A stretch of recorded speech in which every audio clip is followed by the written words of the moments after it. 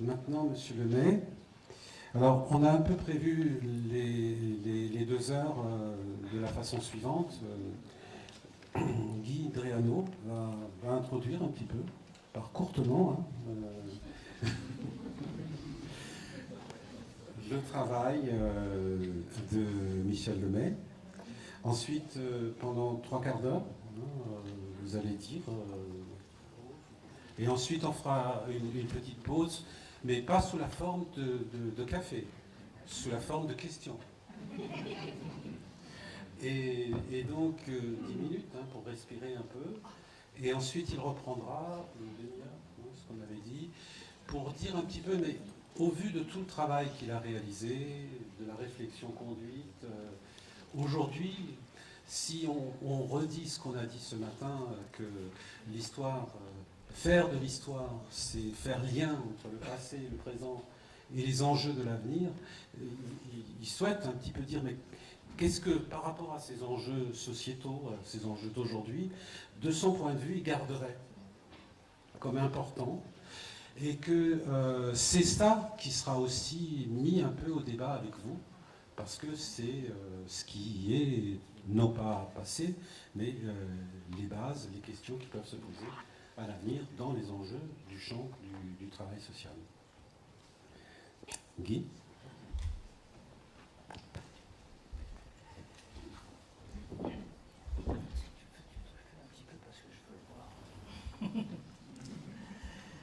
Cher professeur, cher ami, cher Michel, tout d'abord, quitte à nous répéter, un grand merci pour avoir accepté de nous revenir, et de si loin, pour participer à cette manifestation anniversaire et d'y tenir le rôle toujours difficile de grand témoin, surtout lorsque dans cette histoire, on a été grand acteur.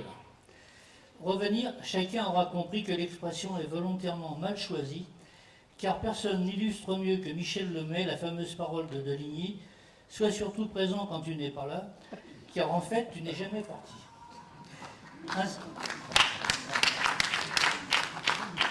Ainsi que je l'ai indiqué dans la petite note que j'ai pour cette occasion rédigée à ton sujet, à l'adresse de ceux qui de manière exceptionnelle ne te connaîtraient pas, note à laquelle je vous renvoie, tu as été et es toujours pour la profession une figure hautement emblématique. D'une part, par l'ensemble de tes apports constants et précieux sur la psychopathologie juvénile, témoin cette trilogie Force et souffrance psychique de l'enfant, dont le premier volume, Développement infantile, vient de paraître. Et si je ne me trompe pas, le second devrait paraître en février et s'appellera Les aléas du développement. Mais aussi et très certainement surtout par ton historique et permanente contribution à l'essor, puis au développement de l'éducation spécialisée, profession dont tu as été longtemps et très concrètement, à travers plusieurs emplois, un compagnon, un acteur, un moteur, un porte-parole. Profession, là je dois le préciser, et tu en es le témoignage, qui ne concerne pas uniquement les éducateurs spécialisés, mais toutes les professions qui concourent à cette activité.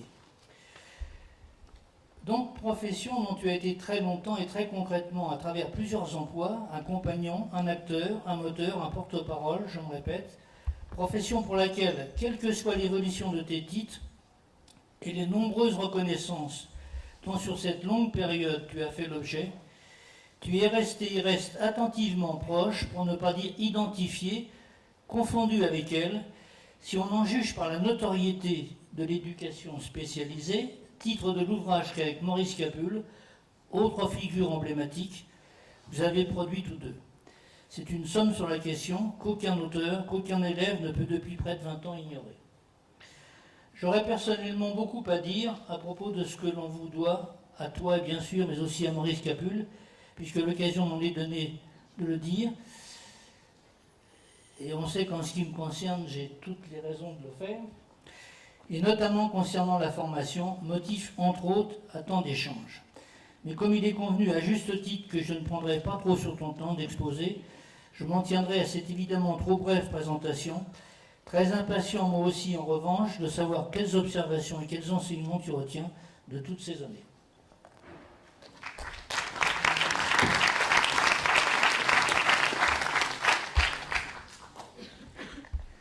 Alors, Merci Guy de ces paroles. Je dois vous dire que je suis très heureux d'être ici et ému aussi, parce que ça me renvoie à tellement de souvenirs, et puis j'ai rencontré depuis ce matin tellement de gens que j'ai côtoyés, avec lesquels parfois j'ai travaillé, que évidemment c'est une sorte de bouleversement psychique interne que j'éprouve. Alors j'ai donc le redoutable privilège de vous proposer cet après-midi quelques jalons pour penser l'éducation spécialisée. Et je vais donc tenter de le faire, d'abord en décrivant brièvement mon parcours, en citant les évolutions que j'ai pu constater, et en vous disant, dans la deuxième partie, ce qui, dans toutes ces expériences successives, me paraît à garder, à élaguer, à modifier, et parfois totalement délaissé. Alors commençons par les expériences successives. J'ai commencé à travailler comme éducateur en 1949, dans un centre d'observation pour jeunes délinquants, qui était le centre de la Prévalais, près de Rennes. Je l'ai d'abord fait par stage relativement bref, et puis à partir de ma 3e année de médecine, au moment où on pouvait organiser les programmes un petit peu à la carte, le doyen de la faculté de médecine de Rennes a aménagé mon programme de cours et de stages cliniques pour que je puisse être à la fois étudiant et continuer comme éducateur à plein temps. Grâce à Henri Joubrel, qui était à l'époque un des pionniers de la rééducation spécialisée, et puis de Jacques Guillemard, je suis parti aux États-Unis, où là encore, pendant 16 mois, je passais mon temps alternativement comme étudiant à la Columbia University et comme éducateur dans un établissement pour enfants présentant des troubles pédopsychiatriques, le centre de Hawthorne Cedar Knolls School.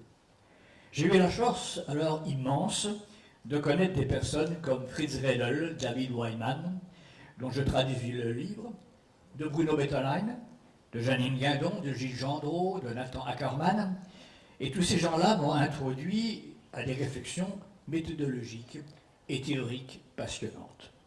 Et puis je suis revenu en France pour terminer mes études médicales, tout en continuant une formation psychanalytique que j'avais commencée aux États-Unis. Et puis, j'ai fait ensuite une formation en psychodrame. J'ai pris ensuite la co-direction du centre où j'avais commencé comme éducateur, puis avec Paul Lelièvre, nous avons ouvert une école d'éducateurs spécialisés à Rennes, où j'étais à mi-temps, et le deuxième mi-temps, je le passais dans un CMPP, tout en achevant un doctorat ès-lettres. En 1973, invité par l'Université de Montréal à devenir professeur de pédopsychiatrie, mais nous sommes partis au Québec. Quand je dis nous sommes partis, c'est mon épouse et puis mes 5 enfants et moi. Et bon, c'était un peu une aventure. J'ai d'abord enseigné la psychopathologie infantile dans l'école de psychoéducation de Montréal, tout en travaillant comme pédopsychiatre au centre hospitalier universitaire de Sainte-Justine, et puis à Boscoville. Et après avoir assumé pendant 8 ans la coordination de la formation des pédopsychiatres à l'université, on m'a demandé de créer un service pour des enfants souffrant d'autisme, ce que je fis jusqu'en juin 2013, date où j'ai pris ma retraite. Sur le plan des modalités thérapeutiques, j'ai utilisé pendant plus de 35 ans avec mon épouse le psychodrame, tout en assurant également avec elle la formation des psychodramatistes à l'Institut de psychothérapie analytique de Montréal. Et au fil des années, j'ai écrit mes différentes expériences et je termine à présent la trilogie dont Guy a parlé. Si je vous dis tout cela, c'est pour que vous puissiez situer mon parcours, où j'ai eu la chance de connaître les courants français-européens, les influences américaines et anglo-saxonnes, tout en vivant dans un lieu d'accueil, le Québec, où nous avons l'habitude de baigner dans un métissage de points de vue, puisque nous sommes 8 millions d'habitants pour 300 millions de personnes autour de nous qui parlent anglais. Alors, comment penser tout ce parcours? Si je regarde les 8 premières années, c'est-à-dire à partir de 1949, je dirais que nous étions dans une phase de pionnier, où avec enthousiasme, engagement, mais bien peu de recul, nous mettions toutes nos énergies à aider des enfants ou des adolescents en étant absolument persuadés que nous allions accomplir des miracles. La plupart d'entre nous ont exercé dans des centres où, avec des moyens bien limités sur le plan financier et bien réduits sur celui des connaissances, on était convaincus qu'un partage intense, prolongé, avec des jeunes au passé bien lourd, nous permettrait de leur offrir des moyens de se bâtir. Avec un bon vouloir, discutable mais indéniable, nous avions tendance à éradiquer le milieu familial vu comme pathogène, tout en fournissant des conditions de vie essentiellement centrées à l'époque sur une vie de groupe, ponctuée d'activités rudes, intenses, une discipline sévère, mais le tout adouci par un partage communautaire presque absolu avec les jeunes. Y avait-il cependant des questions qu'on se posait quand on s'engageait dans l'aventure? Alors je dois dire qu'on était quand même des personnes qui venaient de sortir de la guerre et on n'avait pas tellement tendance à regarder vers le passé. Donc c'était comme si on voulait recommencer. Et à partir de cela, donc, il y a eu quelque chose d'une absence du regard vers le passé. Et ça m'a frappé d'ailleurs ce matin quand j'écoutais la table ronde et que je me disais, mon Dieu, je ne connaissais pas tout ça, ou en tout cas je connaissais Relais, etc., mais je connaissais bien peu de choses là-dessus. Nous savions cependant que nous sortions d'une période dramatique où les jeunes, en position marginale, avaient été enfermés dans des institutions dites de réforme, où la violence était souvent présente entre les jeunes, mais également où la violence était présente par le personnel. Henri Joubrel avait écrit son livre « L'enfance dite coupable » en affirmant, et c'était révolutionnaire à l'époque, que les jeunes en difficulté avaient le droit de bénéficier d'un traitement particulier à caractère non punitif alors qu'ils avaient violé la loi. Et puis plusieurs juges devenaient célèbres à partir d'ouvrages, d'ailleurs par exemple Cézanne, comme Chien perdu sans collier. Nous percevions bien aussi que les familles étaient trop vite considérées comme asociales et sous des critères bien discutables, sous le registre de la pauvreté et de l'alcoolisme. Nous n'étions pas non plus sans savoir que des jeunes filles connaissaient parfois des sœurs assez difficiles dans des établissements qui tardaient à évoluer et où toute déviation sexuelle devenait la faute suprême. Et nous avions conscience qu'au-delà des concepts tirés des mouvements de jeunesse présents et antérieurs, nous n'avions pas de méthode précise d'intervention. Et celles qui commençaient à exister n'étaient pas toujours acceptées parce que les théories psychanalytiques sur lesquelles elles s'appuyaient étaient à l'époque bien mal considérées. Je me souviens que le doyen de la faculté de médecine nous avait réunis en disant, vous savez, méfiez-vous, c'est du satanisme. Alors, ce que je retiendrai surtout de cette période, c'est la valeur du vécu partagé, du témoignage, de l'encadrement conférant une structure à des sujets qui avaient très peu de colonnes psychiques identitaires. Et très vite, avec un dynamisme étonnant, quand on voit ça maintenant avec le recul. L'éducation spécialisée a commencé à se définir comme une discipline particulière, avec la création des écoles de cadres à Toulouse, Lyon, Montesson, Montpellier, et puis de nouveaux centres de formation apparurent et débouchèrent, après les accords collectifs des travaux conclus entre l'ANJ et l'UNAR en 1958, par la reconnaissance d'écoles agréées qui étaient à l'époque au nombre de 12.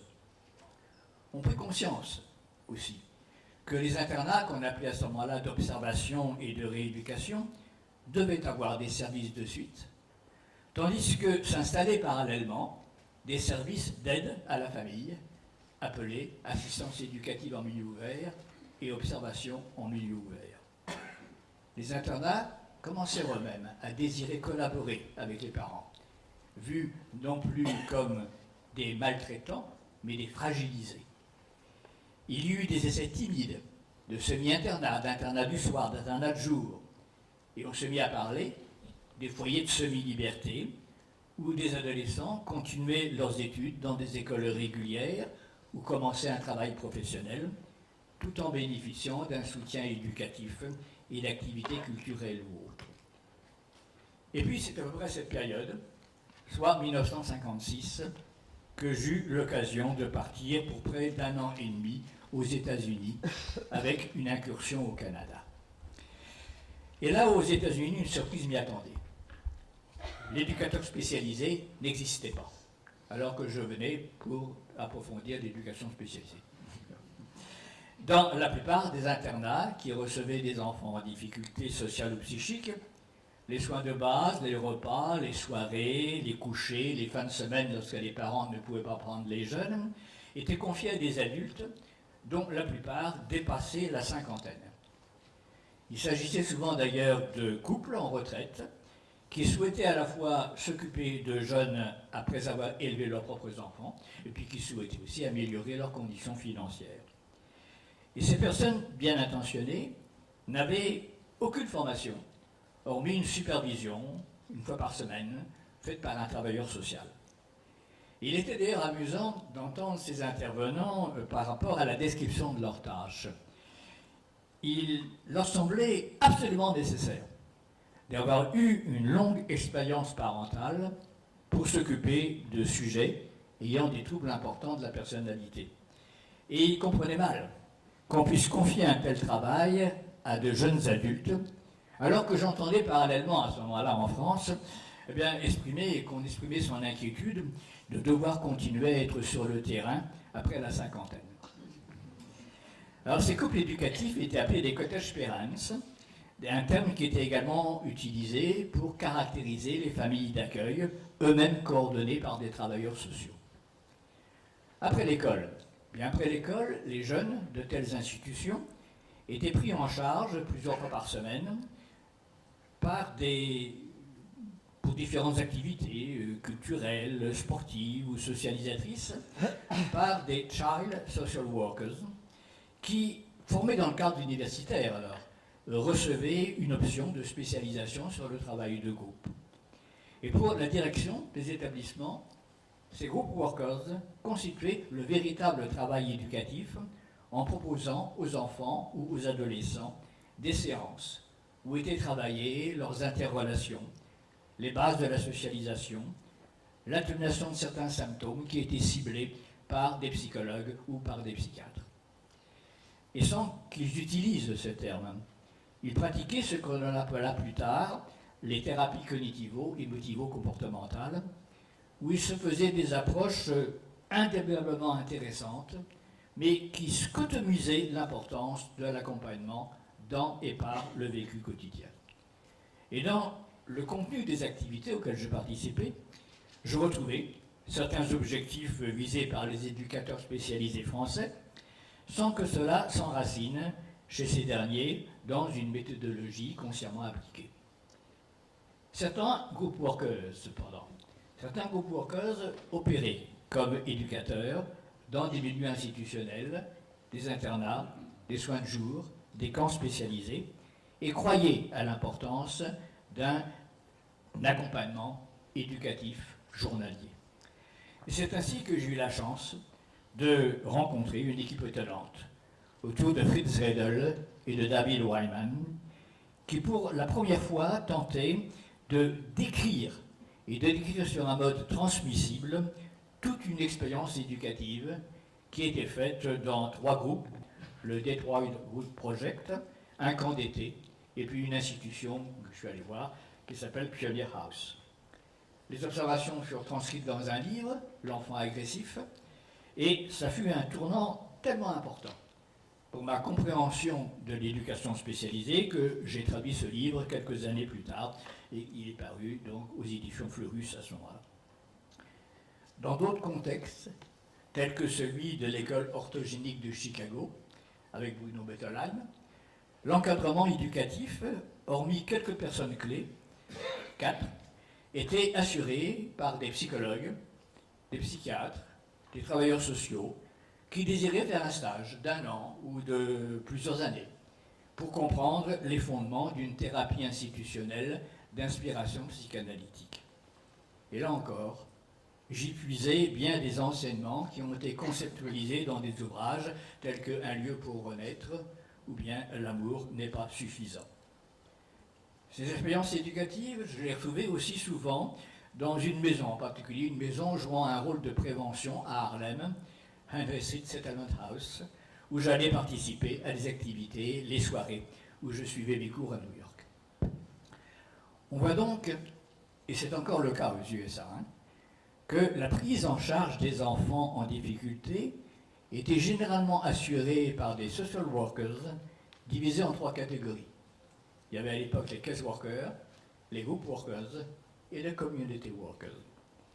Les premiers s'occupaient des personnes en difficulté par l'intermédiaire d'une relation individuelle qui s'inspirait des travaux de Carl Rogers.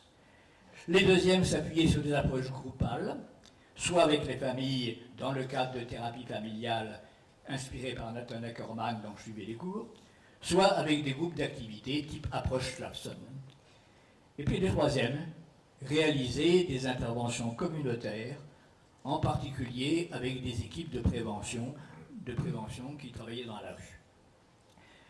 La notion d'une action éducative spécialisée donnant de l'importance à l'accompagnement journalier d'enfants et se situant dans le quotidien, si vous voulez, existait bien dans le cadre des placements d'enfants, mais ces derniers étaient vus comme des lieux de vie substitutifs qui n'exigeaient pas une formation particulière, dont le quotidien apparaissait à la fois comme une évidence et comme une banalité, puisque tous les parents faisaient ça.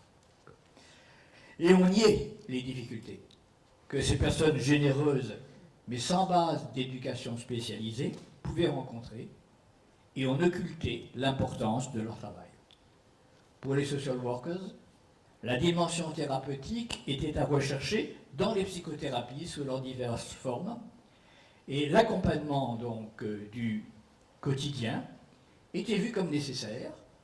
On cherchait à l'améliorer par des rencontres avec les familles en difficulté, mais dans les lieux institutionnels, il ne faisait pas partie intégrante des soins. Pendant ce séjour américain, mon superviseur, conscient de ses lacunes et voyant mes intérêts pour ces aspects, m'orienta pour quelques semaines vers le Québec, et j'étais bien pensé que ce serait un tournant décisif pour mon existence professionnelle et pour ma famille. J'y découvris une toute autre conception de l'éducation spécialisée, mais très limitée à des expériences faites en internat. Alors ces équipes étaient bien au courant de ce qui se faisait en France et s'inspiraient d'ailleurs des écrits d'Henri Joubrel en particulier. Et puis une équipe d'un grand dynamisme en particulier cherchait à créer une discipline qu'elle appela finalement la psychoéducation. Et pourquoi elle a fait cela, la psychoéducation? Parce qu'il voulait la distinguer à l'époque, par son niveau universitaire, des éducateurs spécialisés qui commençaient à recevoir une formation à un niveau collégial. L'espoir, c'était de donner à des intervenants en santé mentale un bagage à la fois théorique et pratique, leur permettant d'avoir une spécificité éducative de haut niveau. Sur le plan des concepts, la psychoéducation se voulait intégrer les courants de la psychanalyse du moi, ceux s'organisant autour de la connaissance des groupes, des petits groupes, et puis des recherches piagétiennes sur la cognition. Sur le plan de la pratique, il y avait une tentative de synthèse des réflexions de Janine Guindon sur le plan donc des forces du moi, sur les composantes structurales d'un milieu tel que réfléchi par Gilles Gendreau, et puis des apports de Fritz Redel. Et alors, ce fut un choc pour moi. Ce fut un choc pour moi de trouver une réelle méthodologie éducative transmissible, et je revins par la suite, bien souvent au Québec, pour mieux comprendre les richesses de ces essais conceptuels. Et puis, revenu en France, je rencontrai à ce moment-là des équipes qui, eux aussi, cherchaient à faire une méthodologie transmissible. Je pense au CO de Vitry, je pense à Saint-Alban, je pense aussi à Carrefour, je pense à, souvent j'en oublie, et je pense aussi à tout ce qui se faisait dans le cadre des thérapies institutionnelles pour adultes, avec, par exemple, Toscaïès, avec Lenné, tous ces gens-là. Nous étions aux environs de 1962. Et que de créations nouvelles virent alors le jour en France dans les décennies suivantes. Je me permets de les rappeler en espérant que je n'oublie pas certaines d'entre elles. La prévention devint une réelle préoccupation, avec des équipes d'éducateurs s'installant dans certains quartiers des grandes villes, à Lyon par exemple, les peupliers. Les expériences étaient difficiles, car il était malaisé de se situer dans sa fonction d'accompagnateur de jeunes désœuvrés, qui étaient ambivalents de recevoir un soutien, qui s'organisaient souvent en bande, et puis les objectifs d'adultes, ne voulant pas devenir normatifs, tout en cherchant à socialiser et à atténuer les actes problématiques. Dans les foyers de l'enfance, on vit apparaître de très grandes transformations, et puis cela déboucha sur l'opération pouponnière, inspirée des concepts de l'Oxy en Hongrie, que Myriam David et Geneviève d'Appel nous fit connaître par le livre L'Oxy, ou le maternage insolite. Et donc, on a vu là une autre méthodologie éducative qui s'implantait pour de jeunes enfants, risquant de voir apparaître ce qu'on désigna peu à peu sous le terme de troubles d'attachement. Dans les centres médico-psychopédagogiques, l'éducateur trouvait sa place. Il trouvait sa place en accompagnant des familles en difficulté sous des formes un petit peu différentes de l'AMO, puisque des parents, là, venaient d'eux-mêmes solliciter une aide. Une alliance éducative pouvait alors s'établir où le professionnel devenait une sorte de médiateur, de coordinateur entre les différentes instances scolaires, familiales et de loisirs dans lesquelles le jeune était engagé. Dans les milieux pédopsychiatriques, les éducateurs devenaient, en collaboration avec d'autres disciplines, des personnages clés dans l'organisation d'un milieu de vie qui recevait des enfants dont la construction identitaire était très fragile. Et il le faisait souvent en s'inspirant des perspectives psychanalytiques, mais tout en démontrant, et c'était fort important, que si le perçu et l'inconscient a sa place et pouvait aboutir à bien des aléas psychiques, il fallait donner une grande importance aussi au vécu, à la qualité des soins, autant sur le plan des apports relationnels que sur celui d'activités pensées et adaptées aux capacités assimilatrices des sujets pris en charge. Et les éducateurs, là, s'inspirèrent peu à peu des travaux de Winnicott sur toutes les qualités relationnelles qui étaient nécessaires pour la vie quotidienne avec des enfants. Les internats, les semi-internats, transformaient leur structure et devenaient pour un certain nombre de véritables lieux thérapeutiques où les familles étaient des partenaires intégrés à l'effort éducatif et où les enfants, tout en bénéficiant d'un accompagnement centré sur la compréhension de la psychopathologie de la vie quotidienne, étaient scolarisés à l'extérieur de l'établissement. De puissantes associations de parents se créaient, et ces associations bousculaient les pouvoirs publics, mais aussi nous, on en avait besoin avec nos préjugés, et ouvraient des établissements pour une clientèle trop longtemps négligée, à savoir des sujets présentant des handicaps cognitifs importants. Alors, ce fut les IMP, les IMPRO, les centres d'aide par le travail, les ateliers protégés, qui surgissaient non sans difficulté au niveau de collaboration, mais peu à peu aplanis. Et ces initiatives, je le souligne, aboutissaient aux premiers essais réfléchis d'un accompagnement prolongé de la petite enfance à l'âge adulte, de sujets souffrant de difficultés chroniques qui pouvaient être atténuées dans la mesure où on mettait en place une chaîne d'intervention mobilisant non seulement les éducateurs, mais tout un environnement. Des placements familiaux spécialisés se mettaient en place en prenant conscience de l'absolue nécessité que ces personnes assumant ces placements reçoivent une formation et un soutien régulier, et puis qu'en même temps, ils puissent bénéficier d'aides complémentaires, telles que des psychothérapies, l'orthophonie, la psychomotricité, et parfois aussi d'un accompagnement pédagogique supplémentaire. Les éducateurs, les éducatrices, créent des petits foyers de groupe offrant un vécu familial symbolique permettant que des enfants négligés, maltraités et en demi-abandon rencontrent pour une longue durée de véritables figures d'attachement apportant sentiment d'appartenance, sécurité, réaménagement de leur vie libidinale et cognitive. Et ces expériences éducatives rares et précieuses ont pu être suffisamment pensées, conceptualisées, pour qu'elles débouchent sur des ouvrages offrant des exemples transmissibles. Je pense en disant cela, par exemple, au livre de Jean Carty. Il n'est pas possible de décrire l'évolution globale des approches concernant l'éducation spécialisée aux États-Unis et au Canada parallèlement. En effet, chaque État pour les États-Unis et chaque province pour le Canada ont des politiques différentes concernant l'organisation des services. Alors je vais donc seulement parler du Québec. Les internats, qui étaient donc au départ le pivot de l'action éducative, eh bien, ces internats, vous allez peut-être être surpris, ont été en grande partie fermés.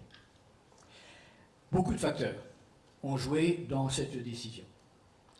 Une des décisions, c'est la prise de conscience qu'on y mettait beaucoup d'enfants qui pouvaient relever de formules moins lourdes, et en particulier de foyers de groupe et de placements familiaux. Il y a eu l'augmentation des familles d'accueil, recevant un ou plusieurs enfants en difficulté et qui pouvaient recevoir à ce moment-là des fratries.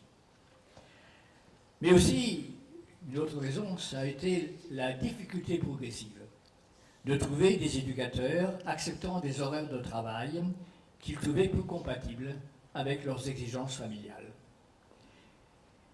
Et puis il y avait des concepts tirés du mouvement antipsychiatrique qui apparaissaient à ce moment-là avec Illich, avec Basaglia, etc. Et ces concepts tirés des mouvements antipsychiatriques étaient fortement récupérés par les pouvoirs publics pour justifier une diminution des ressources financières. On disait fermer des institutions, vous allez, on va créer des foyers de groupe. Les foyers de groupe, on les attend encore. Il y a eu une tendance aussi dans les milieux éducatifs à valoriser les approches individuelles aux dépens des interventions centrées sur les groupes et sur les activités.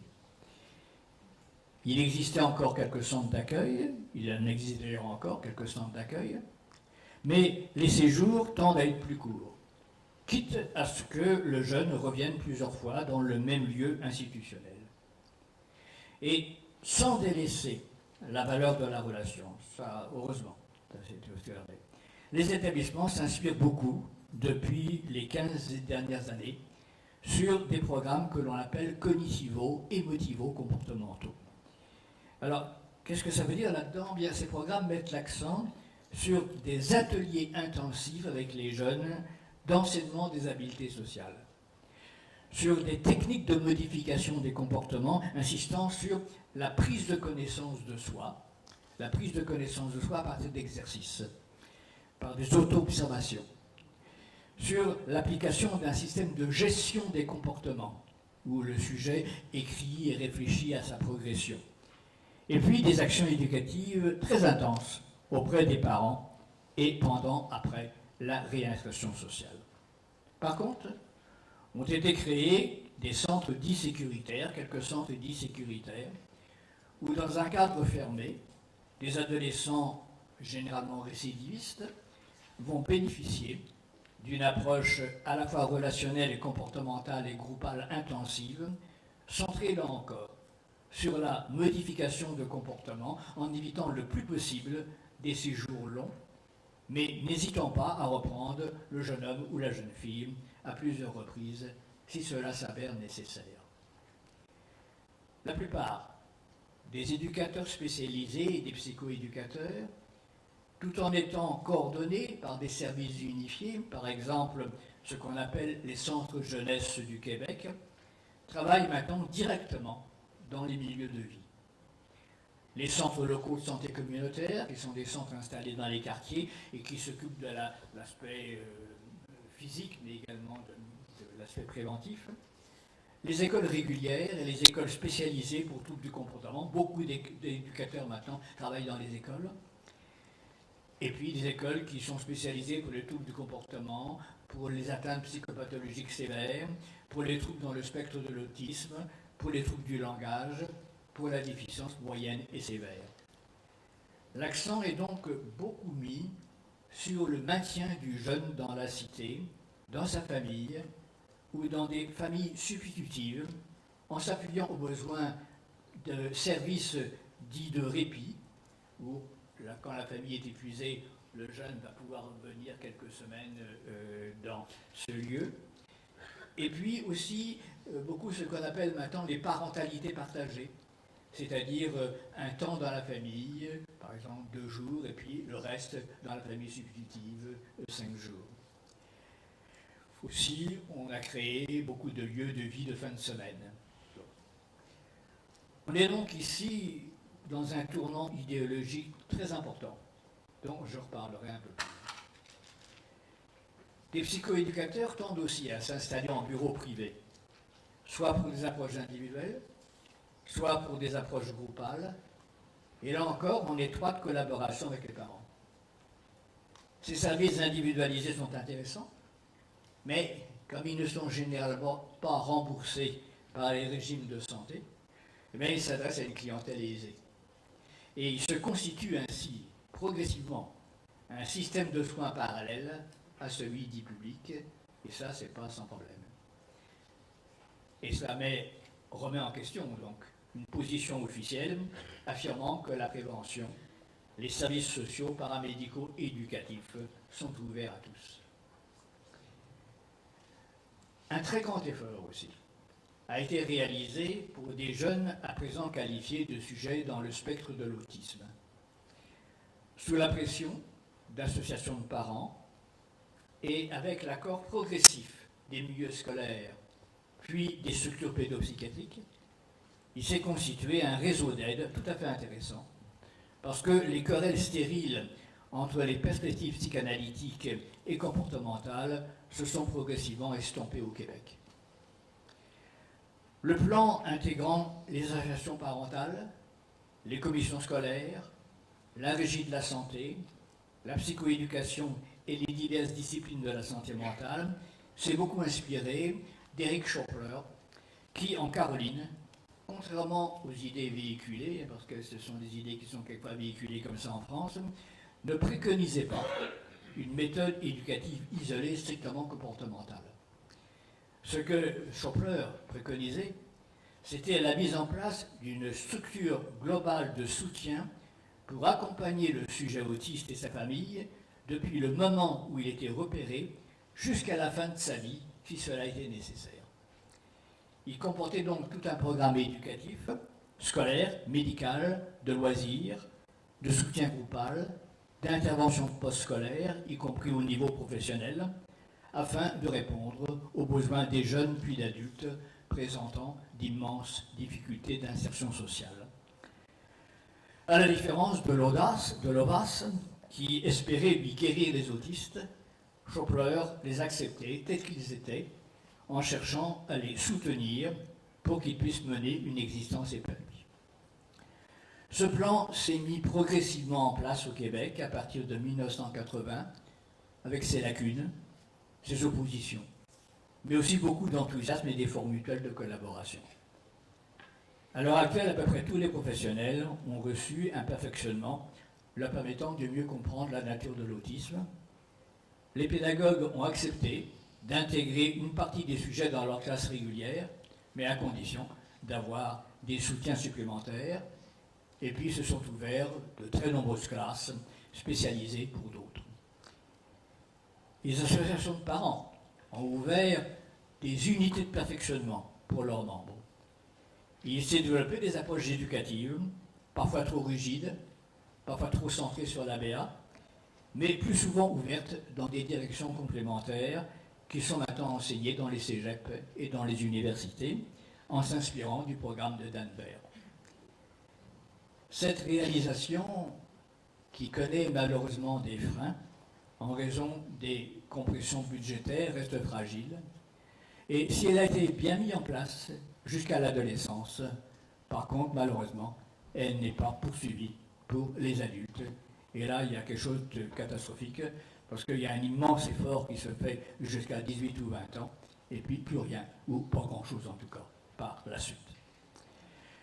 En tout cas, ce que j'ai insisté un petit peu sur cette approche, parce qu'elle nous montre combien une vision intégrative, tant sur le plan théorique que pratique, peut transformer les mentalités et peut permettre d'obtenir des résultats tangibles que je voudrais bien voir appliqués pour d'autres secteurs de l'enfance en difficulté, où les progressions, hélas, sont beaucoup moins visibles.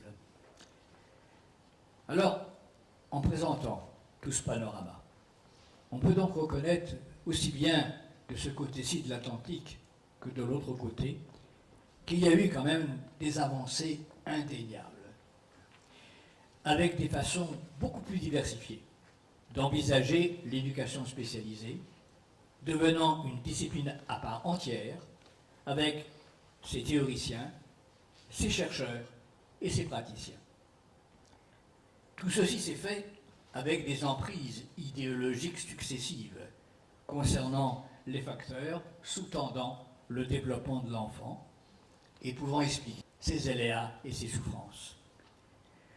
Les courants psychanalytiques ont eu et conservent une place importante dans cette compréhension, mais je voudrais souligner le mot « les courants psychanalytiques ». Parce qu'entre la psychanalyse centrée sur l'inconscient avec les écoles freudiennes, lacaniennes, kleiniennes, les théories de l'attachement autour de Spitz, Bowlby, Ainsworth, et puis la psychanalyse du moi qui est mal connue de ce côté-ci de l'Atlantique et qui est pourtant si riche en ouverture dans la direction de l'éducation spécialisée, il y a d'immenses différences. Il y a des complémentarités, mais il y a d'immenses différences. Et si on accepte de ne plus parler en termes de dogme, mais en termes d'hypothèses à approfondir, tout en sachant élaguer certains concepts obsolètes, eh bien cette complémentarité est extrêmement riche. Les courants cognitifs aussi ont pris progressivement de l'importance en faisant comprendre que les développements cognitifs et affectifs, bien sûr, se soutiennent mutuellement, mais sont à considérer comme des processus fondateurs singuliers.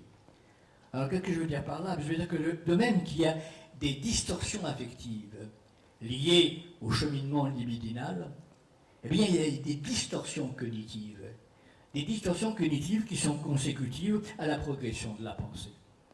Et travailler ces aspects en accompagnant le sujet dans une réflexion sur l'évolution de ces processus de la pensée, sur ses comportements, et en l'invitant à remettre en cause bien de ses préjugés, bien des enfermements dans des sortes de lois cognitives surnoïques qui l'emprisonnent, c'est une démarche importante.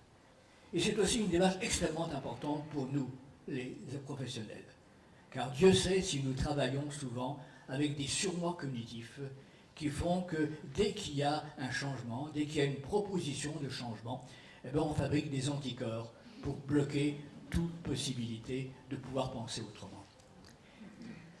Tous les apports de la psychologie sociale, de Kurt Lewin, de Moreno, aux théoriciens des systèmes et des approches familiales, ont permis de se décentrer d'une perspective relationnelle duelle.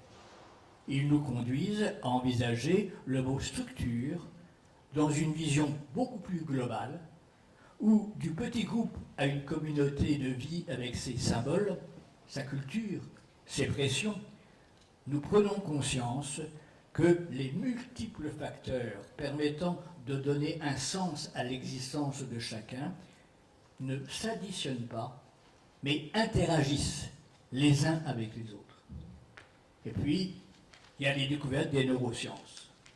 Ces découvertes qui nous replacent devant la réalité d'un extraordinaire dynamisme cérébral, où certes, le cerveau ne pense pas, certes, le cerveau ne ressent pas d'affect, mais permet à la personne porteuse d'un cerveau d'organiser son histoire et de la vivre de façon plus ou moins harmonieuse. Et que s'il y a des troubles d'origine affective, il y a des troubles d'origine neurocérébrale. Des perspectives prometteuses se dessinent autour du développement sensori-perceptuel, en montrant que les jeunes enfants peuvent avoir des modes de réception, d'intégration, de modulation et d'organisation sensorielle particuliers qui entraînent des styles particuliers d'apprentissage et d'organisation assimilatrice qui amènent à remettre profondément en cause donc, et à individualiser les approches pédagogiques. Les ergothérapeutes, dont la correspondance française serait les psychomotriciens, proposent des approches sensorimotrices à partir de ces constatations, ce qui redonne un regain aux interventions éducatives, donnant une place significative à toutes les activités individuelles et groupales centrées sur le bien-être corporel, le développement du schéma corporel, de l'image corporelle consciente et de l'image corporelle inconsciente. À partir d'un tel panorama, on se rend compte que toutes les actions posées en santé mentale, et l'éducation spécialisée ne fait évidemment pas exception, ont été tour à tour plus particulièrement fascinées par un aspect de l'être humain. Et le drame, c'est qu'il y a toujours tendance à se focaliser sur des interventions localisées ou sur l'une ou l'autre de ces théories défendues. Ce fut très net pour l'organisation des structures. Il y a eu un temps où la famille était la coupable, quelle que soit la pathologie des enfants. Et il en résulta la création de nombreux internats et de milieux de soins où les parents étaient soit totalement écartés, soit coupés de ce qui se faisait à l'intérieur des institutions. Dans un mouvement de balancier, on a connu une époque où la tendance fut de nier la négligence, la maltraitance, les abus sexuels. Et malgré l'existence de ces vices destructeurs, on a voulu, en particulier dans les milieux judiciaires, sauvegarder à tout prix la filiation de sang versus la filiation substitutive, en maintenant pendant de longues durées des approches éducatives et sociales auprès de parents manifestement incapables de prendre en charge leurs enfants, et en leur redonnant contre toute logique leur petit garçon ou leur petite fille, alors qu'ils s'épanouissaient dans des lieux d'accueil. Et vous savez que Maurice Berger, ici chez vous, a écrit des ouvrages très importants là-dessus. Sur le plan psychothérapique, on a affirmé que tout reposait sur des conflits intériorisés dont il fallait retrouver l'origine grâce à des thérapies individuelles, institutionnelles ou groupales. Thérapies qui avaient leur valeur, mais souvent coupées du reste de l'environnement et sans les associer suffisamment à des interventions permettant au moi d'actualiser ces progrès par des milieux familiaux, scolaires et de loisirs adaptés à leur fragilité. L'antipsychiatrie condamna pendant un temps les efforts de réadaptation en déclarant que par les objectifs normatifs antérieurs, nous faisions le jeu d'organisations socio-familiales injustes et aliénant les personnes.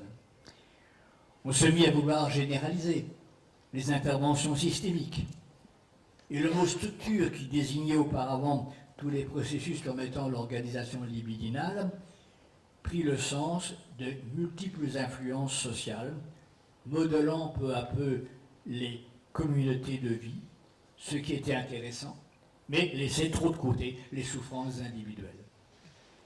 À partir des concepts centrés sur le conditionnement opérant, et puis sur le rôle des distorsions cognitives dans maintes pathologies psychiatriques, toute une vague de pratiques éducatives nous arrivant des États-Unis nous proposa des activités ciblées où on favorisait l'apprentissage des comportements prosociaux en constituant tout un programme de réadaptation individuelle et groupale, mais où on oubliait souvent, eh bien justement, toute la valeur de la relation.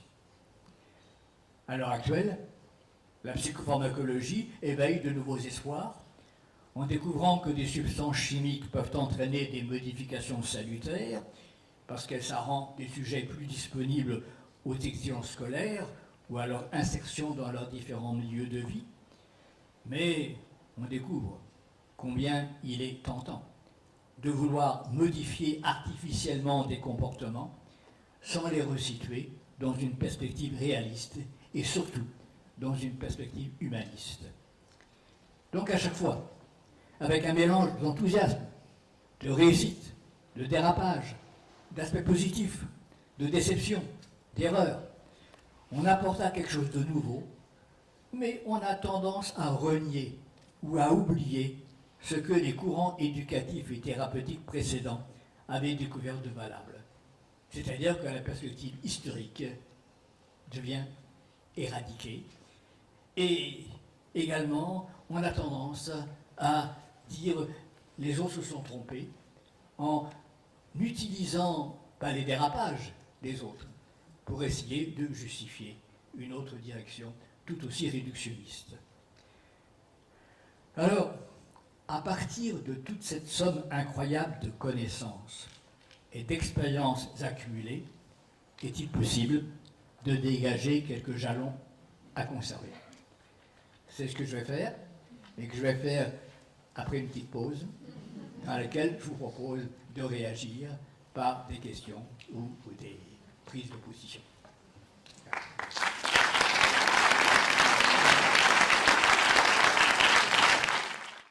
Oui.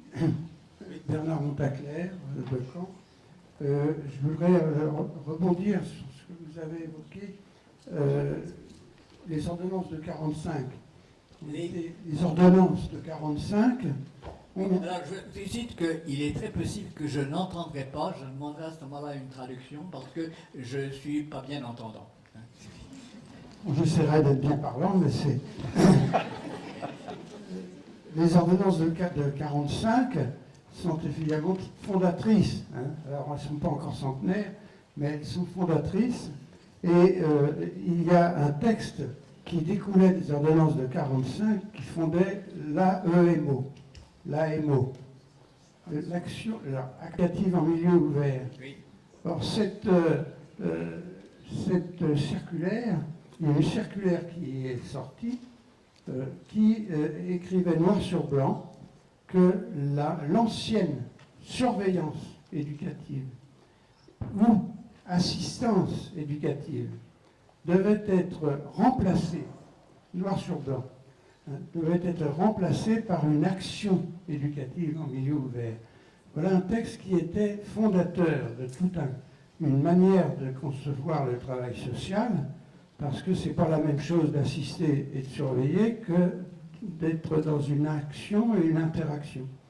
Et je trouve que ça, c'est quelque chose qui a été un peu oublié. Et très souvent, d'ailleurs, des magistrats actuellement parlent d'assistance éducative, parce que les textes parlent de l'assistance éducative toujours. Et ce que soulignait la circulaire, l'action est passée à la trappe. C'est peut-être pas par hasard, en tout cas, on a intérêt à être vigilant sur cet aspect-là, parce que l'action éducative, c'est l'interaction, c'est l'acceptation de la réaction de l'autre, et c'est quelque chose qui est tout à fait différent de la surveillance ou de la répression. Je ne peux qu'être d'accord. On va peut-être prendre 2 ou 3 réactions et Michel Lemay réagira. Comme ça,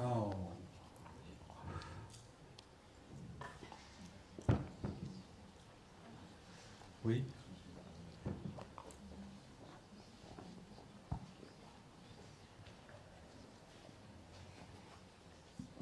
Oui, Monsieur Lebet, avez-vous une interprétation ou une hypothèse sur le fait qu'aujourd'hui, la notion de jeunesse est élargie de façon considérable, parfois de jeunes adultes, et où on voit souvent une difficulté de distinction, justement, entre ce qu'on peut qualifier d'adulte et de jeunes, sans parler alors de la catégorie de l'enfance qui me semble extrêmement mal définie.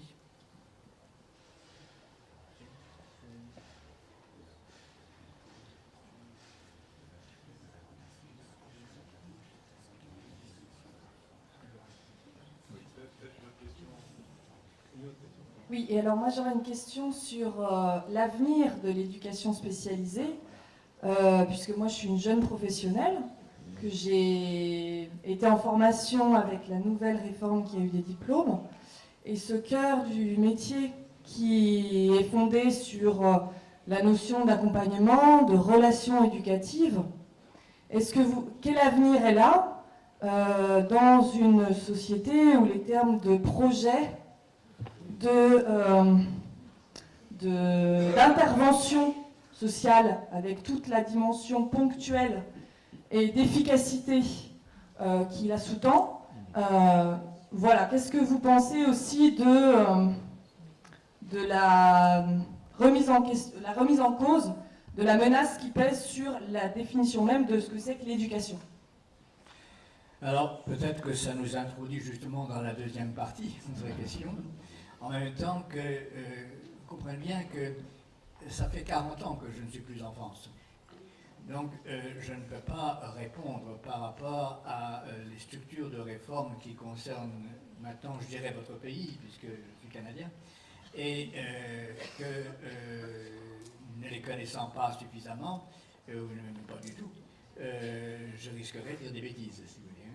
Mais je vais essayer de répondre simplement à ce qui me paraît devoir, dans l'expérience professionnelle que j'ai pu faire ou que j'ai pu voir autour de moi, qu'est-ce qui me paraît essentiel de pouvoir conserver pour que nos actions restent des actions profondément humanistes, restent des actions centrées sur la relation, restent des actions centrées sur l'engagement.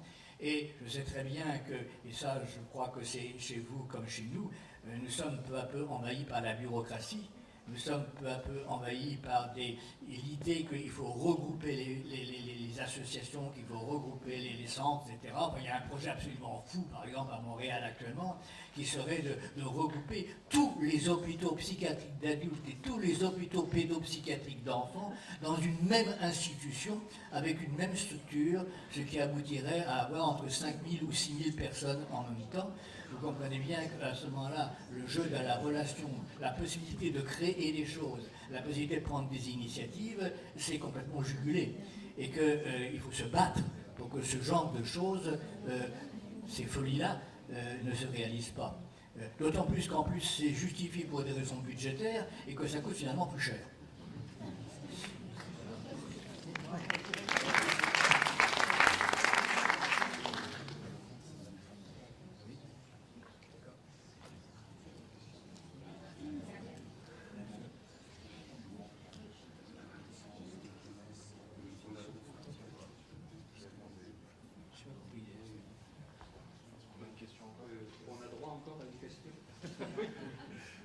Voilà, je suis Roger Bello, donc président d'honneur du CNAES, et je voudrais savoir, Monsieur le maire, si la fermeture des internats que vous avez évoquée, alors je ne sais pas si c'est propre au Québec, oui c'est propre au Québec, et l'ouverture ou la création de centres sécuritaires a quelque chose à voir, est-ce que c'est en lien parce que je pense qu'en France, nous avons une tendance peut-être un peu plus modérée quand même, mais avec l'ouverture des centres éducatifs fermés, que l'on connaît.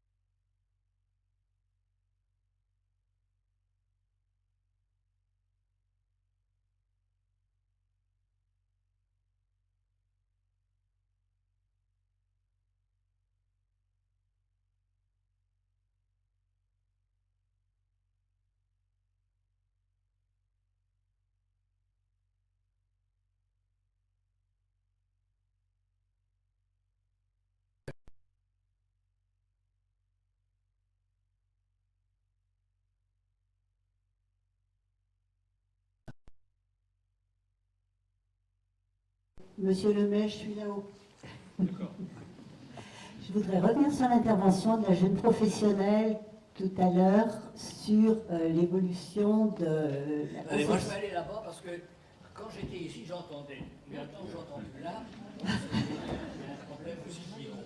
Alors je vais me déplacer pour vous entendre. Je veux bien croire que mes oreilles fonctionnent pas, mais quand même il y a autre chose. Bon. Je disais que je voulais revenir sur l'intervention de la jeune professionnelle tout à l'heure concernant l'évolution de l'éducation spécialisée en France. Alors vous avez dit que vous ne connaissiez plus, mais moi il me semble qu'à travers la descriptif très complet que vous avez fait, que ce soit aux États-Unis, que ce soit en France, de la construction de ce métier, de ces pratiques, ce qu'on ne voyait peut-être pas et qui, à mon avis, n'est pas indifférent, c'est que toutes ces différentes phases, ça se passe dans des contextes politiques et dans des contextes économico-sociaux, et qui c'est largement déterminant pour l'évolution des pratiques et pour ce qui est, promu. Or, on sait bien que la France, elle est aussi dans une évolution libérale qui vient aussi des États-Unis et du Canada, et que la conception qu'on a de l'éducation spécialisée, en tout cas, c'est pas, je ne dirais pas la conception, mais ce vers quoi vont les pratiques, et les pratiques qui sont soutenues, et qui sont effectivement beaucoup plus comportementales, sont aussi liées à des raisons économiques. Et ce qui semble se jouer, moi je suis plus professionnelle, mais je l'ai été longtemps, ce qui semble se jouer du côté du métier d'éducateur spécialisé, qui est considéré que ceux qui ont à accompagner au long cours, ce qui était quand même le cœur du métier des éducateurs, hein, l'accompagnement dans le temps, ça peut être fait par des métiers qui seront qui coûteront moins cher, qui seront donc les professions qui sont en dessous au niveau de qualification professionnelle. Les AMP, les moniteurs éducateurs. Ça ne dévalorise en rien ces métiers, mais ce qui est en jeu, c'est aussi ce que ça coûte. Et ce qui coûte moins, ça peut simplement, on peut simplement faire déconstruire des professions à partir de ça. Et je pense que ça n'est pas du tout indifférent aux évolutions socio-économiques. Bien entendu que c'est pas, tout ça est lié. Hein. Et en même temps, je crois qu'il faut regarder les aspects positifs et les aspects négatifs. Je vais prendre un exemple. Je m'occupais donc de services de soins de jour. Et à un moment donné, il y a eu des directives qui m'ont dit il va falloir que vous justifiez fortement quand vous gardez plus que 6 mois les enfants dans vos services de soins de jour. Et j'ai crié au scandale. J'avais en partie raison, j'avais en partie tort. Car, vu avec le recul, je tendais à garder avec mon équipe trop longtemps des enfants. Je tendais à les garder trop longtemps parce que plus je les connaissais, plus je les trouvais fragiles. Et plus je les trouvais fragiles, plus je me justifiais donc à les maintenir dans des structures relativement fermées. Donc, il y a ce côté positif. Mais d'un autre côté, on sait très très bien que tout ce qui est actuellement, tous les messages que nous recevons, en tout cas de l'autre côté de l'Atlantique chez nous, mais qui doit être pareil ici, c'est soyez efficaces, réussissez avec le moindre coût, et puis faites des interventions à court terme, de telle sorte qu'il puisse y avoir davantage de jeunes qui soient aidés. Bon, ça c'est un message, je veux bien, mais en même temps, faites des interventions à court terme, parce que pour des raisons budgétaires, nous ne pouvons pas vous apporter plus d'argent. Donc, il est très clair que selon le moment social que l'on vit, les systèmes d'organisation éducative, psychiatrique, etc., vont énormément peser lourd et être altérés par ces réalités. Ça me paraît très clair. Est-ce que je réponds à votre question? Une question? Je vais peut-être reprendre, oui. Une question là. Est-ce que je peux poser ma question? suis là. Non, je suis là.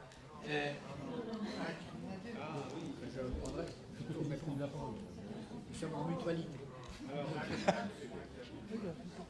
S'il vous plaît, je vais poser juste une question par rapport au balayage que vous nous avez fait sur l'approche conceptuelle.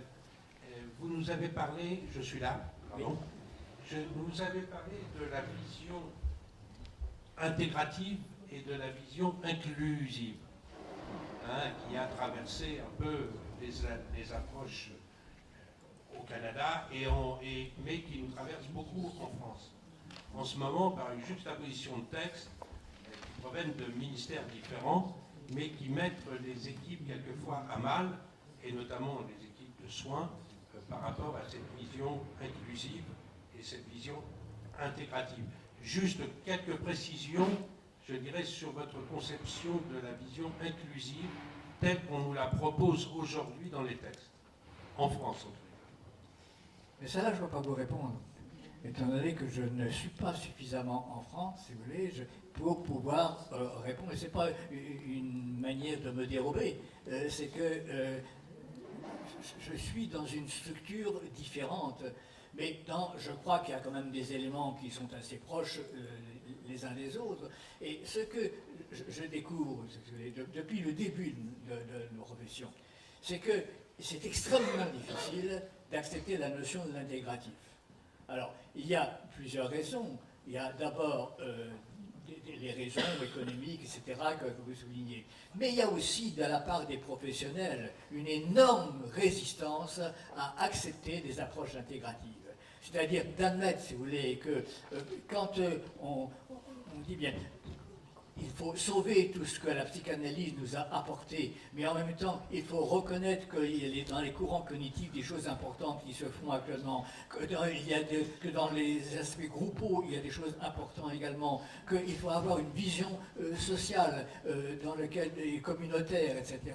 Eh bien, ces éléments-là, c'est extrêmement difficile à intégrer de la part des professionnels, et il faut donc voir que oui, du côté des pouvoirs publics, il y a des demandes qui sont non acceptables, mais regardez aussi ce que nous pouvons induire en tant que professionnels qui n'est pas non plus acceptable. Si vous voulez, hein.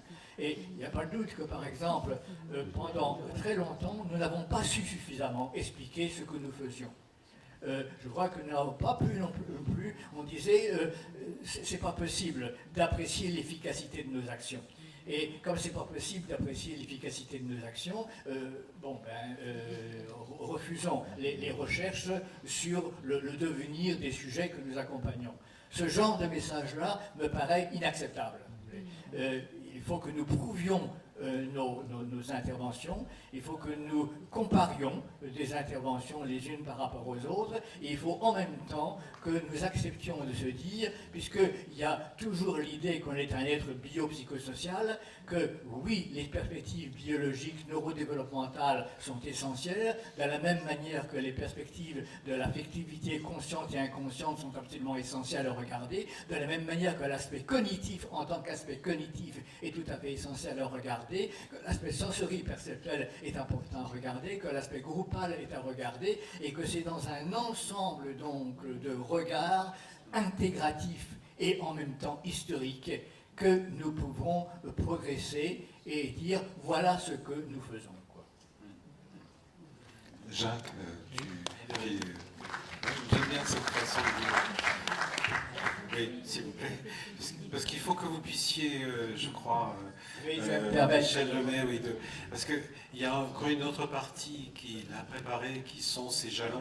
J'espère que je vais peut-être répondre un peu plus à vos questions. Voilà. J'avais deux questions. Une, par rapport à ce qui n'était pas très présent dans l'exposé liminaire que vous avez fait, mais vous avez apporté beaucoup d'éléments, c'était sur la question de l'interaction avec le politique. Et donc, comment, au Québec, aux États-Unis, les gens arrivent à peser pour que les politiques publiques en matière, dans les matières qui nous intéressent, prennent compte de tout le travail qui est fait, comme vous l'avez développé dans votre premier entretien. Mais ma deuxième question, du coup, va devenir plus importante. Elle porte sur le numérique. Nous sommes dans des sociétés qui sont dans des transformations gigantesques avec l'irruption du numérique et des nouvelles technologies. Alors, qu'est-ce que ça donne? En quoi ça change les métiers?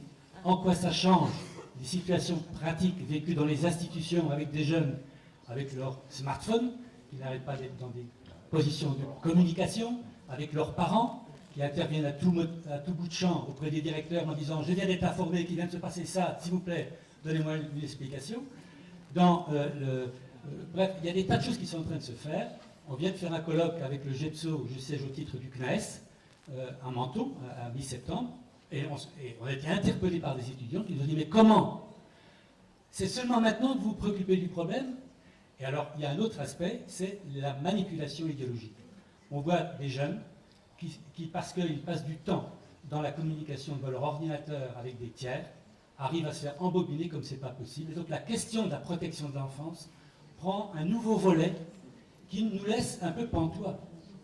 Avez-vous quelques éclairages par rapport à ce qui se passe, par exemple, au Québec? Merci. C'est sûr que des questions.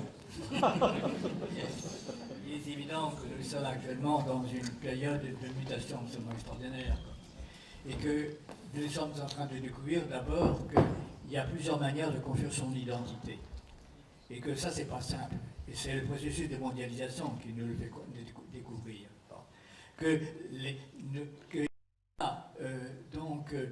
Dans ce problème que nous avons tous à répondre, mais qui suis-je, qu'est-ce que je fais, avec qui, au nom de quoi, les réponses ne sont pas universelles.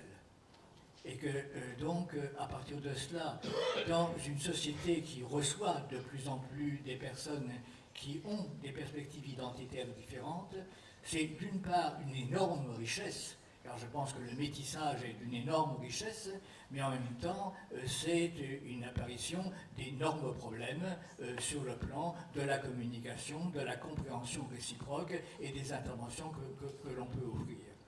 D'autre part, il est clair que nous nous trouvons devant des situations beaucoup plus compliquées sur le plan des structures familiales. La famille nucléaire classique est un des réseaux possibles, mais nous en avons bien d'autres maintenant. Exemple, la famille monoparentale, volontairement monoparentale. La famille homoparentale, qui est un lieu aussi d'épanouissement, mais très particulier. Les familles reconstituées, dans lesquelles il y a 2-3 expériences de reconstitution. Et puis toutes ces influences, effectivement, de peuples, de religions, de symboles tellement différents que ça n'est pas facile de retrouver à ce moment-là une réponse identitaire qui puisse correspondre aux besoins de l'ensemble d'une communauté. Je vais partir. Pardon. Il y a juste Guy qui souhaitait dire quelque chose à la suite de ce que vous avez dit. Oui, c'est un petit commentaire, mais auquel je me risque. C'est à propos des résistances à l'intégration des idées nouvelles. Il me semble que de ce point de vue-là, les choses sont à répartir de manière un peu différente, dans la mesure où un peu partout, dans les équipes hautes, il y a quand même des professions qui sont plus leaders que d'autres. Et que les points de vue qu'elles tiennent peuvent être véritablement suivis sans qu'il y ait toujours les analyses par ailleurs. Et à ce propos, je ne sais pas si je me trompe peut-être, mais je crois que quand tu étais en France, à un certain moment, ce type de position que je partage entièrement te valait le qualificatif d'éclectique, ce qui n'était pas le point de vue de tout le monde. Non. Et non, mais c'est là, c'est que je pense que, avec du recul, je reconnais parfois avoir suivi le point de vue de mon psychiatre, et avec du recul, parfois je me suis dit, il n'avait pas toujours raison.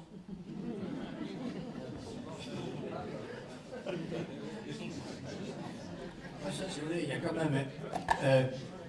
mais là, je me permets d'envoyer une position, puisque j'ai connu le système hiérarchique français et le système hiérarchique québécois, quand même, le système hiérarchique français, il n'est pas piqué de verre. Hein. Il y a quand même un système pyramidal, et en particulier du côté des médecins, qui quand même pose un sacré problème. Hein. Une petite anecdote, juste pour vous faire comprendre ça. Je reviens dans mon ancienne faculté de médecine, et je retrouve un copain qui m'appelle monsieur. alors que je l'ai tutoyé tout le temps avec tes copains. Je dis, mais ça va pas, toi, ça va pas la tête, tu m'appelles monsieur. Ah mais non, je peux pas, je peux plus te parler autrement, tu es professeur. Alors là, évidemment, ça donne le vertige. Hein. J'avais fait la déclinaison tout à l'heure. Oui, cher professeur. Je reprends. Oui, alors on va, parce que la chose que j'aime le moins faire, mais la question de la cloche, qui est important que vous puissiez énoncer un petit peu les jalons de tout ce que vous avez dit, de ce que vous, de la pensée dans laquelle que vous développez depuis tant d'années, face aux enjeux. Alors il y a déjà des choses que vous avez livrées finalement, hein, mais c'est très important, même si on n'a pas le temps après vraiment d'en discuter, mais que ce soit là posé, parce que après cette journée d'études, le travail continue. Oui, d'autant plus que je pense que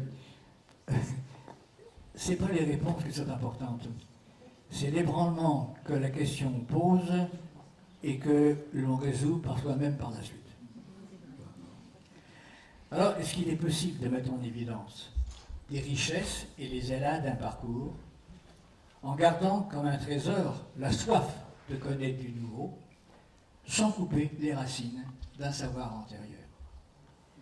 Est-ce qu'il est illusoire de garder une perspective historique, tout en gardant donc cette vision intégrative, dont je parlais tout à l'heure, globale, où doute et conviction se mêlent sans que pour autant on devienne sceptique? Alors, je vais tenter de me situer vis-à-vis de ces questions à partir de mes expériences éducatives intenses au début de mon parcours, puis ponctuelles par la suite, mais surtout à partir du regard porté sur l'action d'éducateurs chevronnés avec qui j'ai travaillé tout au long de ma carrière en tant que psychiatre inséré dans des équipes. Je ne répéterai jamais assez, alors jamais assez, que ce fut moi une chance immense d'être plongé dans une action directe avec des jeunes en difficulté. Car j'ai pu ainsi mieux comprendre la place du symptôme dans le décours d'une vie quotidienne pour un enfant, ses parents, ses écoles, sa communauté, et mieux saisir que ce symptôme en lui-même très problématique dans bien de ses composantes doit être replacé non seulement dans la perspective de la personne qui l'exprimait, mais dans tout le système socio-familial, culturel et symbolique au sein duquel il se manifestait. Si l'éducateur est engagé dans une action avec un sujet porteur d'un handicap, de manifestations comportementales qui tendent à s'intérioriser ou à s'extérioriser, et ceci, que ce soit dans une approche individuelle, groupale, familiale, il est directement impliqué dans ce qu'on pourrait appeler la psychopathologie de la vie quotidienne. Une famille est débordée, on ne sait plus quoi faire. Une école crie au secours, où l'enfant vient de briser son 4e placement substitutif. Il faut agir. Et c'est sur le champ qu'il faut apporter des réponses. Il est donc placé directement dans les conséquences d'une dynamique symptomatique face à laquelle il lui faut apporter des réponses immédiates, et ce n'est que par la suite qu'il pourra seul ou avec d'autres disciplines mieux saisir l'économie du sujet, c'est-à-dire les multiples facteurs qui ont progressivement créé la situation difficile. Et cette situation me rappelle celle d'un urgentologue, et ça suppose beaucoup de maîtrise, de sens clinique, dans le sens de savoir poser au bon moment le bon acte, en repérant les forces de chacun, alors que tout plaiderait apparemment à ne voir que les handicaps des différents milieux. Je vois ainsi, dans le milieu hospitalier où j'ai travaillé 40 ans, des psychoéducateurs exercer leur travail dans des équipes de crise où conjointement, avec un psychiatre et un travailleur social, ils reçoivent des adolescents qui ont momentanément perdu le contrôle d'eux-mêmes après une prise de drogue, un raptus anxieux, une désorganisation familiale ou une décompensation. Quand les turbulences s'apaisent, ils assurent une suite plus ou moins longue en aidant ces sujets à réintégrer leur famille, leur école, leur milieu de pairs, en étant directement engagé dans des situations complexes où les termes reconstitution de liens, modification des comportements, prise de distance, plus grande disponibilité des aidants naturels prennent tout leur sens. Et dans la plupart des cas, pour parvenir à une telle mission, il faut placer la personne non comme un client isolé sur lequel ils exerceraient une action individuelle de soutien, mais comme un sujet inséré à un réseau dans lequel ces éducateurs ont à jouer un rôle de médiation, de conseiller, de mobilisation, de distanciation et de compréhension. Nos connaissances sur les conditions requises pour un bon développement et celles concernant les aléas de la vie psychique ont beaucoup progressé. Alors je crois qu'il est essentiel que l'éducateur spécialisé ait reçu dans ces deux domaines une formation bonne, mais pas du tout évidemment dans le sens de savoir réciter un DSM-5. En fonction de la manière dont certains symptômes, liés eux-mêmes à beaucoup de causes différentes, tendent à s'organiser, la rencontre avec un tel sujet doit se faire sans le psychiatriser à l'excès, mais sans nier les processus qui lui rendent difficile l'adaptation à la vie quotidienne. Je vais prendre quelques exemples. Un enfant ayant connu tout un cortège de négligence, de maltraitance et d'épisodes successifs de rupture avec ses figures d'attachement a bien du mal à pouvoir de nouveau investir ceux qui lui proposent de le rencontrer. Il teste la relation, projette inévitablement des craintes et des doutes sur ce personnage qui entre dans sa vie. Il y a tellement d'avidité et de déception en lui qu'il ne peut plus assimiler tous les ingrédients de ce qu'on appelle les conditions requises pour s'attacher et investir. Il ne peut échapper à la dépression qu'en faisant le vide ou en se construisant des fantasmes libidinaux hors du champ de la réalité. C'est donc à ce moment-là, par des échanges prudents, progressifs, dosés, et s'appuyant sur des activités concrètes, conférant un certain bien-être, mais un bien-être un peu dépersonnalisé, qu'on peut espérer réveiller des forces latentes, et cela suppose donc une méthodologie singulière de l'action éducative. Si l'éducateur se trouve face à un sujet dit dans le spectre de l'autisme, il faut comprendre les particularités assimilatrices de ce sujet. L'enfant ne peut pas intégrer plusieurs sensations d'organes sensoriels différents, ni des informations successives sous peine de se trouver envahi. Il est en retrait, non par refus d'établir une relation, mais par incapacité de recevoir, de moduler et d'associer tous les éléments sonores, visuels, tactiles, labyrinthiques, olfactifs, kinesthésiques, synesthésiques, provenant de lui-même et de son environnement. Ces perceptions restent parcellaires, tout en développant généralement une zone restrictive et répétitive qui le plonge dans un monde singulier. Et si on ne suit pas son rythme, il est dans l'angoisse. Et si on l'abandonne à son retrait, il entre dans une débilisation progressive. Là encore, l'organisation d'un vécu éducatif doit étroitement tenir compte des émergences observées en étroite collaboration avec une famille terriblement percutée par un enfant étrange et étranger qui sape leur possibilité d'entrer dans un partenariat relationnel. Si l'éducateur travaille avec un milieu familial manquant de cohérence, passant par des phases d'hyperprotection puis d'abandon, où l'enfant devient tour à tour l'objet réparateur d'un passé insatisfaisant, puis le persécuteur d'un présent, c'est une toute autre tâche qui l'attend. Par des tranches de vécu partagées, réalisées à domicile, et non par des échanges verbaux dans un bureau, c'est toute une réadaptation des conduites mutuelles qu'il va falloir mettre en place, sans perdre espoir s'il apparaît réellement une progression, mais sans un maintien à tout prix des liens de sang, s'il s'avère qu'il faut plutôt s'orienter vers une sorte de parentalité partagée. S'il travaille dans une structure éducative recevant des jeunes en difficulté pour des périodes régulières de vie, telles que foyer de groupe, internat, service de soins de jour, soins du soir, temps d'encadrement après les classes, il devient le maître d'œuvre d'un programme.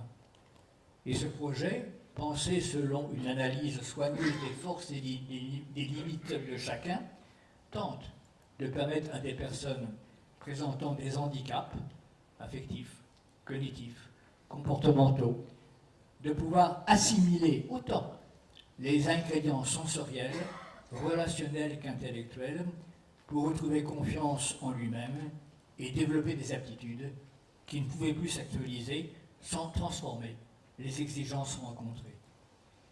Et les responsabilités seront encore bien très différentes avec de très jeunes enfants, avec des sujets dont les handicaps cognitifs sont importants, avec des contextes culturels différents, avec des sujets dépressifs, avec des enfants ou adolescents toxicomanes, fortement installés dans la délinquance, etc.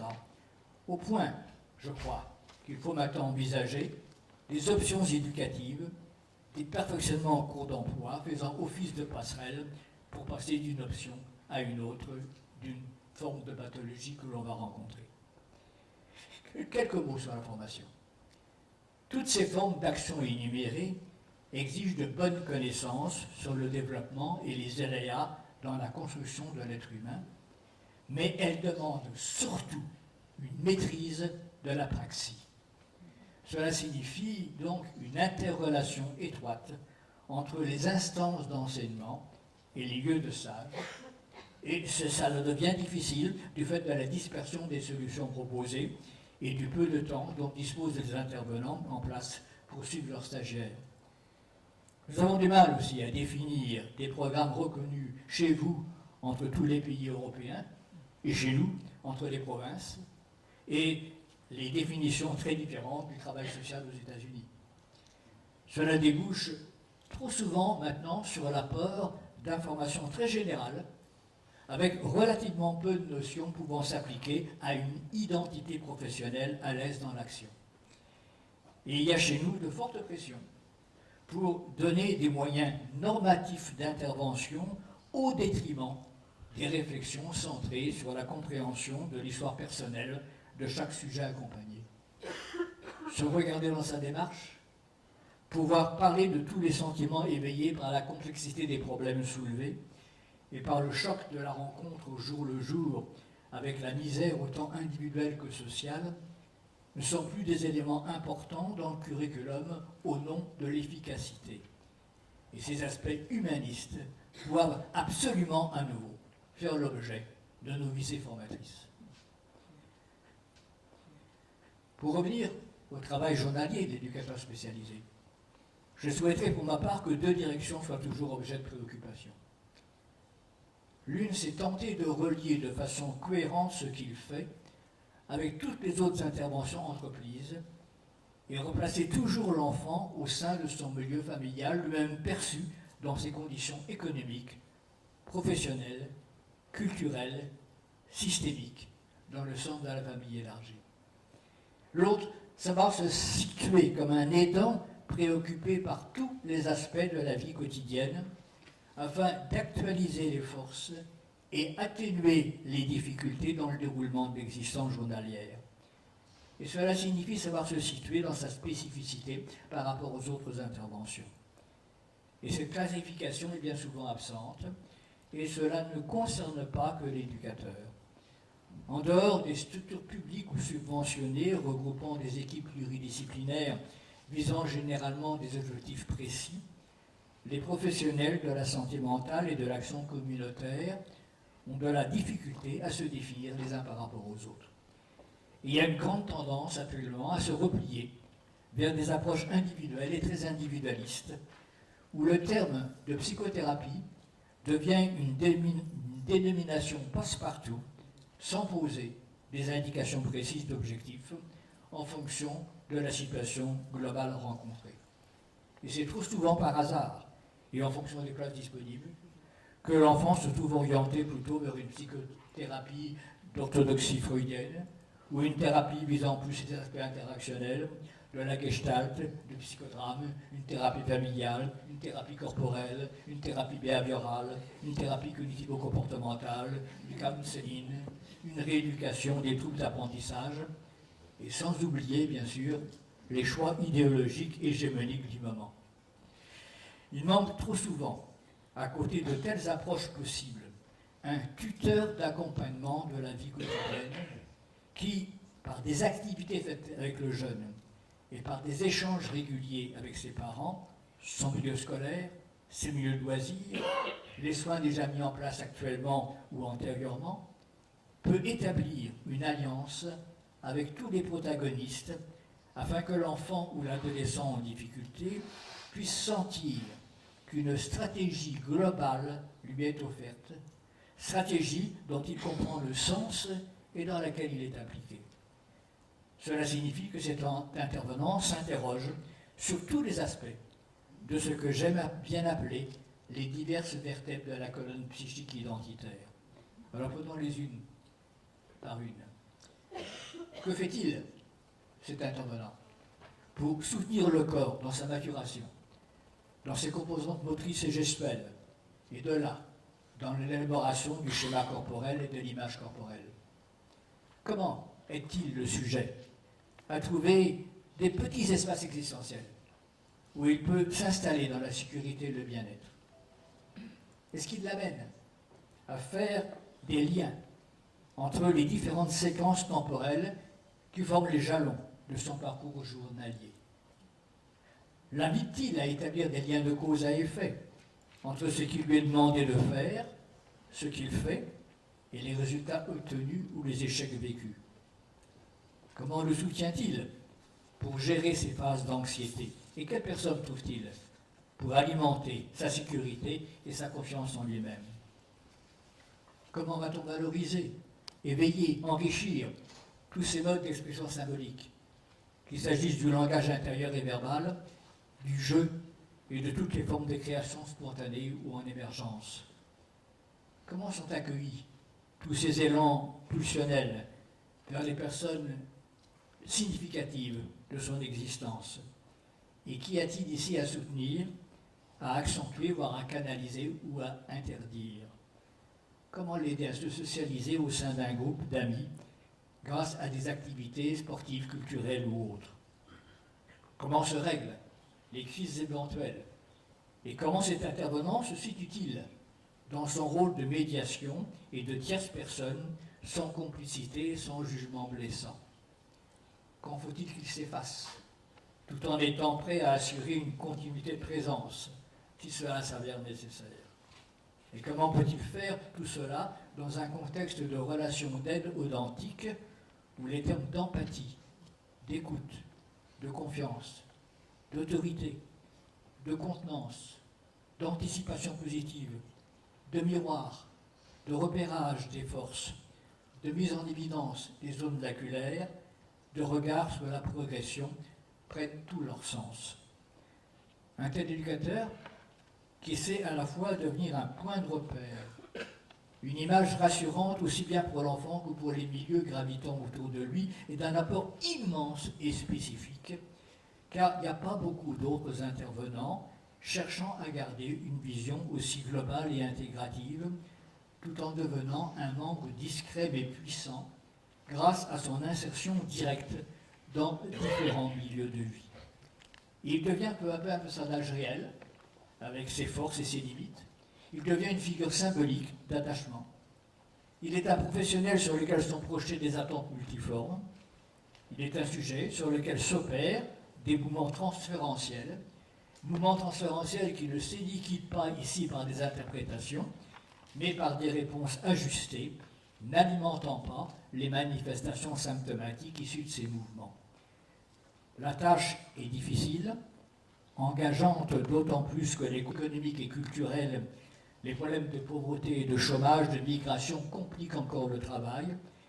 Il y a donc dans ces professions une certaine déprime qui s'installe. Il y a des deuils à faire.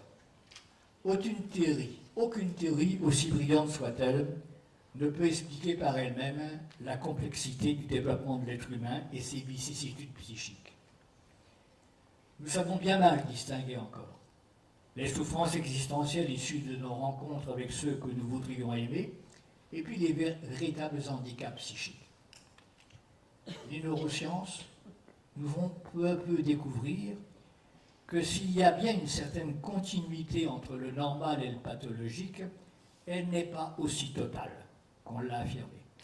Et ce n'est pas respecter la personne de ne pas comprendre qu'elle n'a pas les mêmes processus d'assimilation ou les mêmes processus de pensée.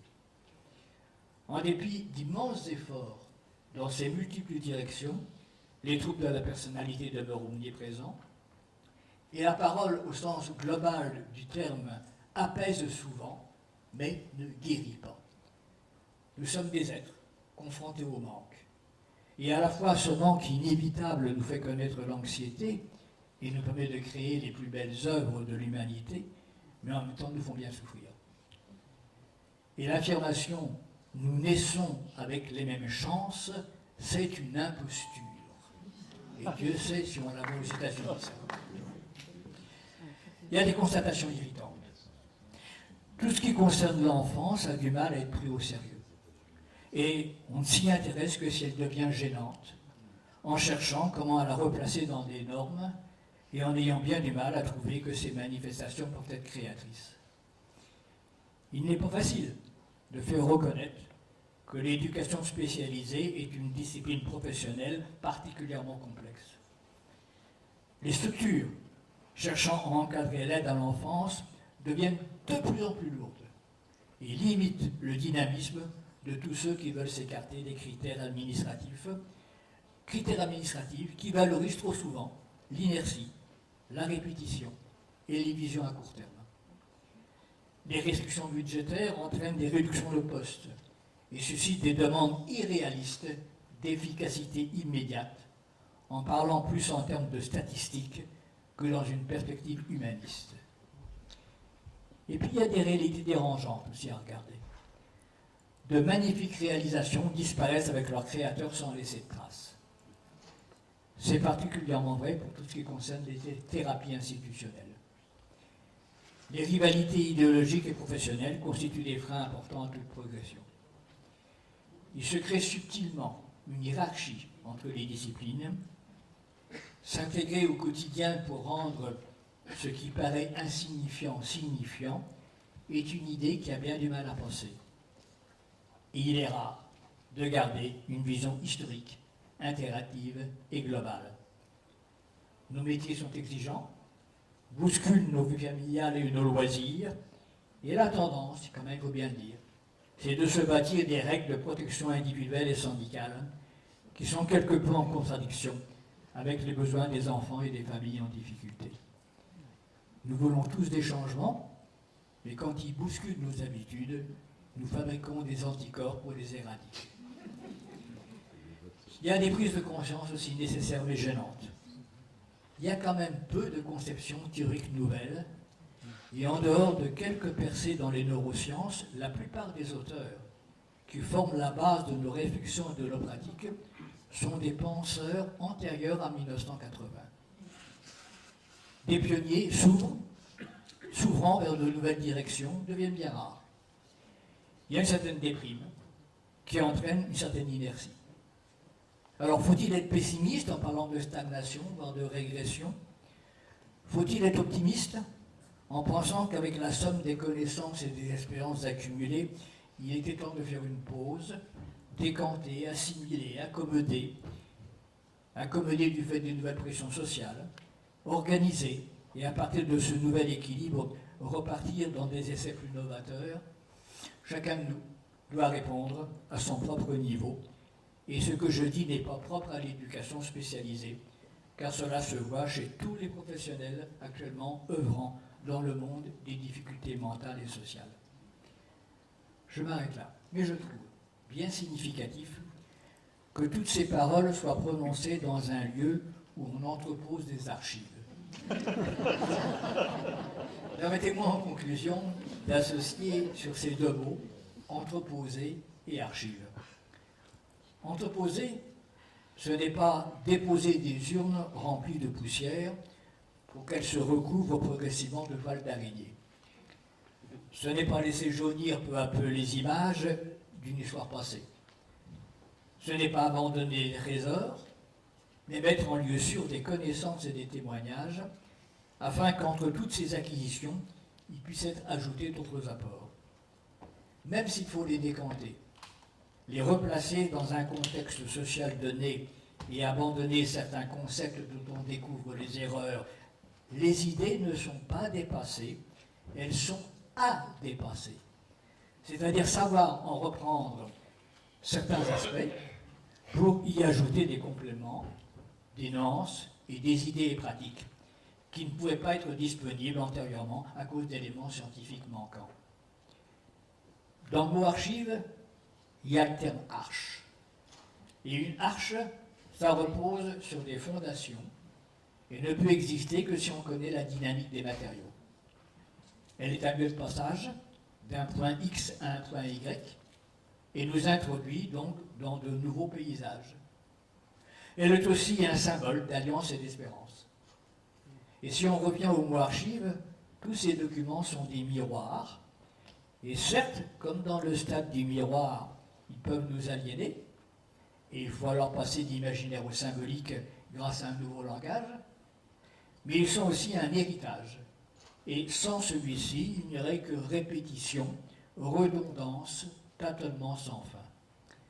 Et mon immense espoir est que l'éducation spécialisée reste une discipline à part entière, ne se laisse pas accaparer par le chatoiement des autres disciplines, et redonne tout son sens à ce travail éducatif opéré directement dans un milieu de vie où l'enfant se sent accompagné non pour être dicté dans je ne sais quelle direction fixée à l'avance, mais pour qu'il puisse se créer tout en sachant s'intégrer à une communauté sociale donnée. Alors je vous remercie et je m'arrête là-dessus.